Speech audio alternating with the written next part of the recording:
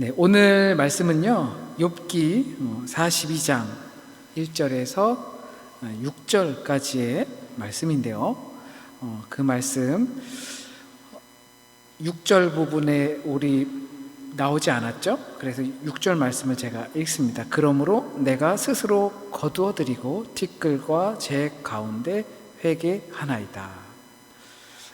이 말씀에서 할 말이 없습니다 라는 제목으로 함께 말씀의 은혜를 나누고자 합니다. 여기서 우리가 새겨볼 말씀은요, 3절 말씀입니다. 무지한 말로 이치를 가리는 자가 누구니이까?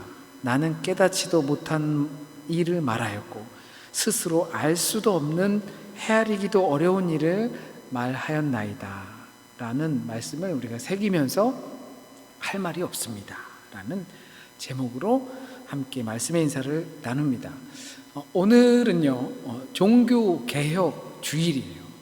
우리가 신앙을 갖고 살아가면서 진리인 성경으로 인해서 발생한 일들이 우리의 사회적으로 또는 문화적으로 여러 가지 일들이 발생했습니다. 그 일환으로 발생한 사건이 종교개혁이라고 볼 수가 있는데요.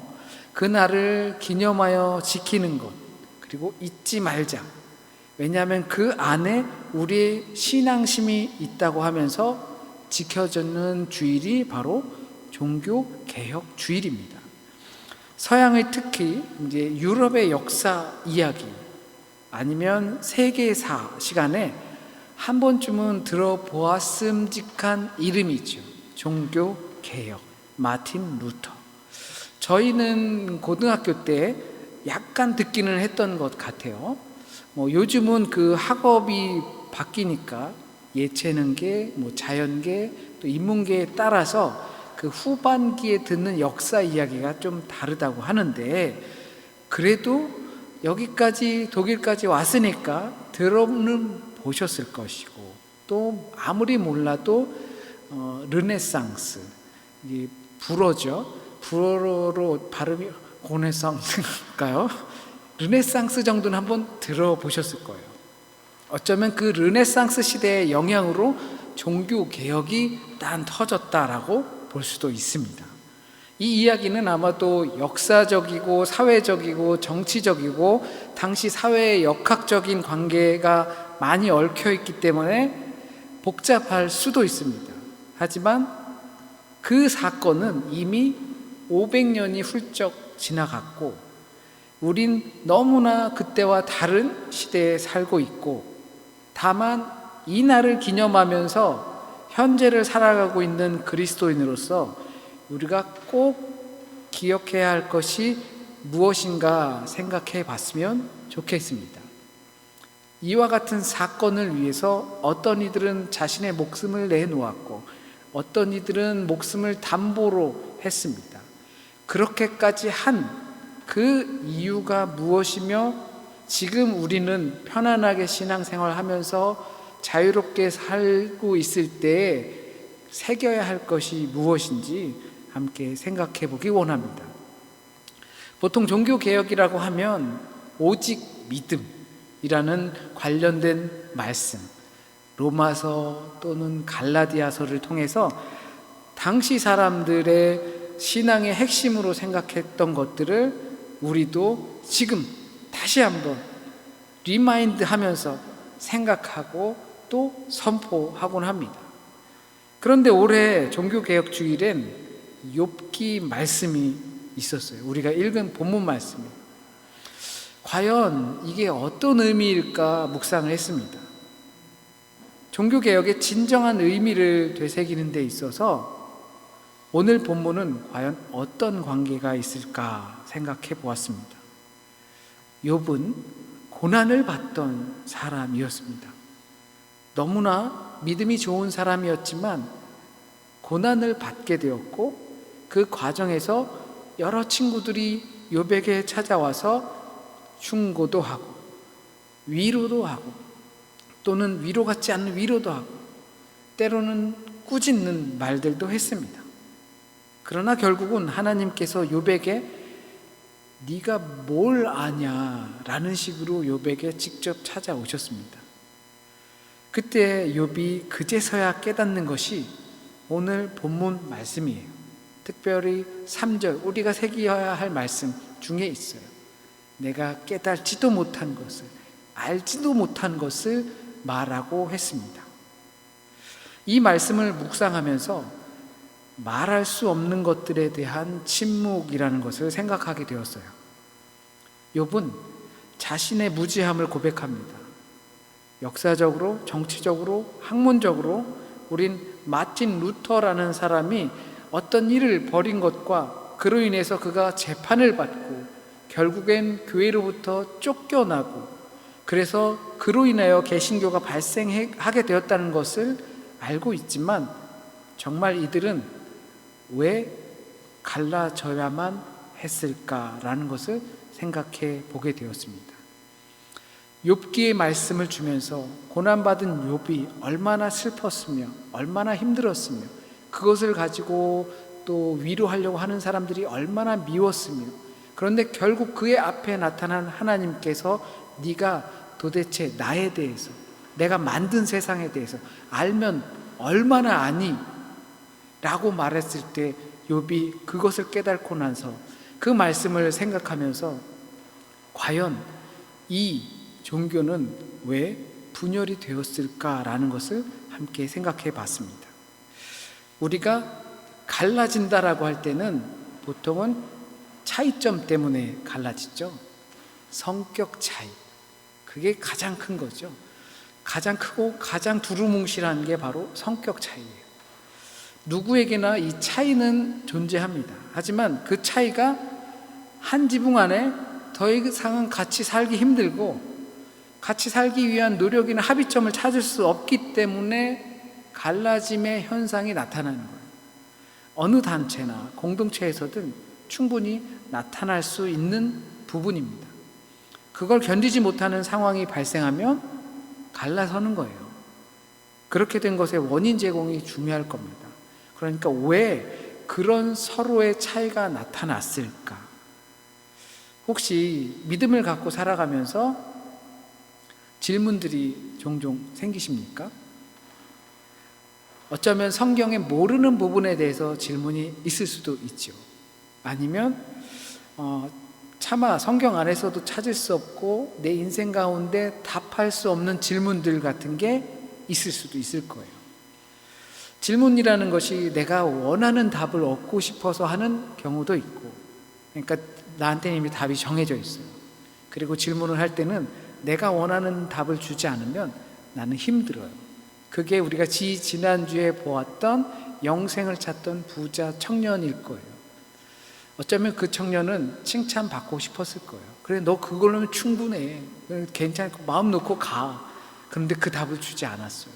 주님께서 네 재산을 팔아서 가난한 사람들을 나눠주고 나를 따르라 라고 했을 때 근심하며 돌아간 거죠. 마치 주님께 많은 질문들을 했던 것처럼 그런 상황들이 있을 수 있습니다. 나름 저도 종교 지도자 중에 한 부분에 있다 보니까 작지만 어떠한 그런 질문들을 받을 수가 있습니다. 그 질문들 중엔 곤란한 질문들도 있습니다. 어려운 질문들도 있고, 그때 거의 대부분의 사람들은 내가 잘 알지 못하고 잘 모르는 분야의 질문을 들어오게 되면 그것에 대해서 답하려고 내 모든 정보들을 다 막 뒤적뒤적 거리면서 찾습니다. 논리적인 것도 계산하고 막 해서 답을 해야 된다는 압박감이 있지요. 저도 그런 경우가 있는데요. 신학생으로 1년 정도, 그러니까 1학년을 마치고 군대를 입대했어요. 군대를 입대했더니 한 선임병이 저에게 그런 질문을 했습니다. 갓난아이가 있어.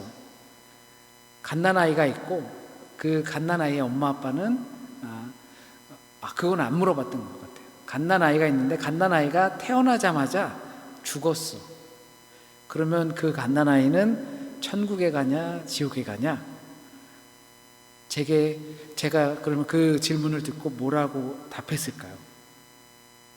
여러분들은 어떻게 생각하세요? 제가 뭐라고 답했을지 궁금하시죠? 제가 뭐라고 답하고 나서 그 선임병은 저에게 사입이라고 놀렸어요. 아, 이거 사입이네 막 그러면서 놀렸어요. 더 곤란한 건 몇 개월이 지난 다음에 신학교를 4학년을 졸업한 어떤 후임병이 들어왔어요.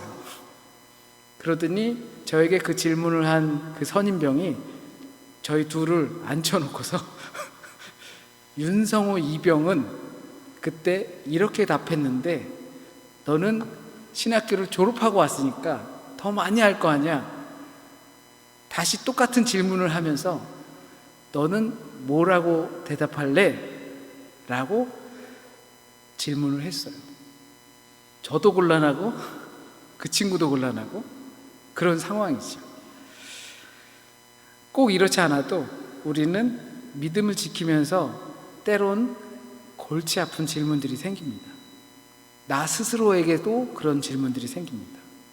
답을 알 수 없는 수많은 질문들이 우리 곁엔 있습니다. 분명히. 그 질문들에 답을 하려는 것이 우리 서로의 차이를 더 크게 만드는 것이 아닐까 생각합니다. 알 수 없는 답들에 대한 질문을 하려고 서로 각자 애쓰다 보니까 서로 생각과 정보와 판단이 다르다 보니까 다른 답변들을 내놓을 거잖아요. 그러다 보니까 그 차이는 점점 더 벌어질 수밖에 없는 것 아닌가. 중심은 설명할 수 없는 부분을 설명하려고 애쓰는 순간 문제는 그때 시작된다는 겁니다. 우리가 글을 쓸 때 띄어쓰기라는 걸 하잖아요. 띄어쓰기가 있어야지만 그 문장을 이해할 수가 있어요. 띄어쓰기가 없으면 문장을 이해할 수 없습니다.